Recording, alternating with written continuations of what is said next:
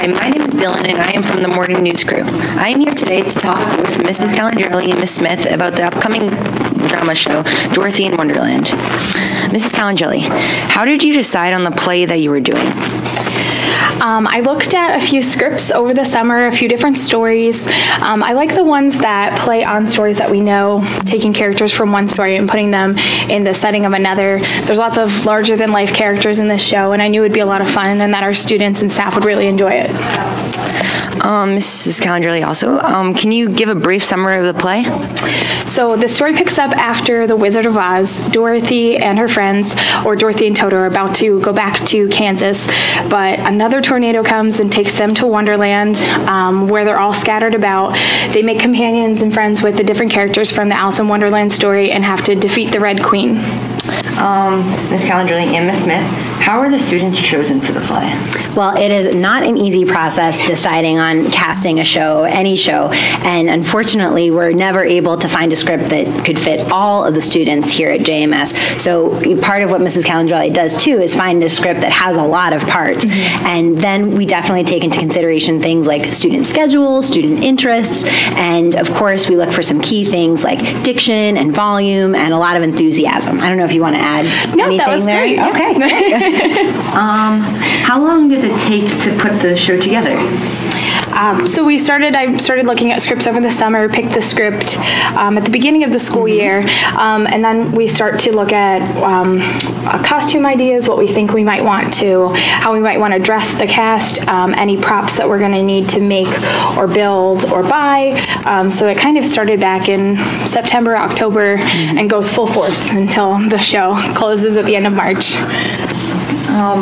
What is your biggest worry / fears leading up to the show?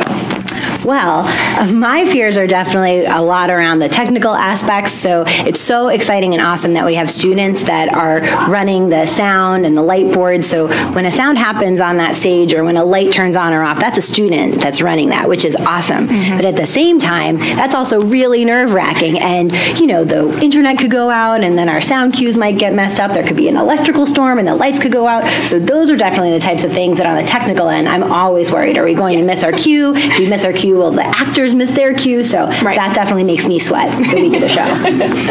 And I'm just concerned, I'm concerned about lots of things, making sure that everybody's healthy, that no one gets hurt the week of the show, that we remember our lines, remember our cues, remember our costumes. It's a lot to remember and a lot going on, a lot of energy. So sometimes that energy can just build up. So lots. And no snow.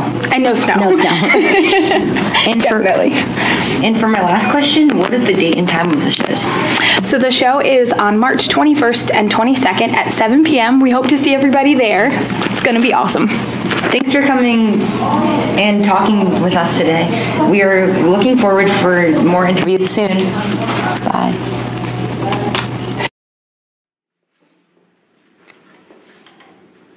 Good morning, and welcome to the JMS Morning News. My name is Dylan, and reporting with me today is also Dylan.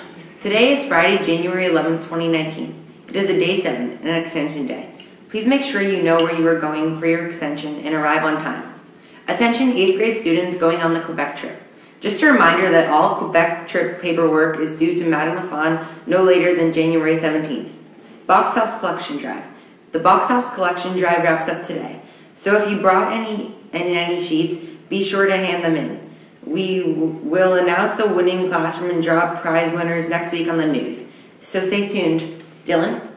After-school activities start next week. The new session of after-school activities begin next week. There's still time to sign up for these great programs. The registration information was emailed to students last week, so please check your email if you want to sign up. Any questions, please see Ms. Culture-Miro. Enjoy your day, and now please stand for the Pledge of Allegiance.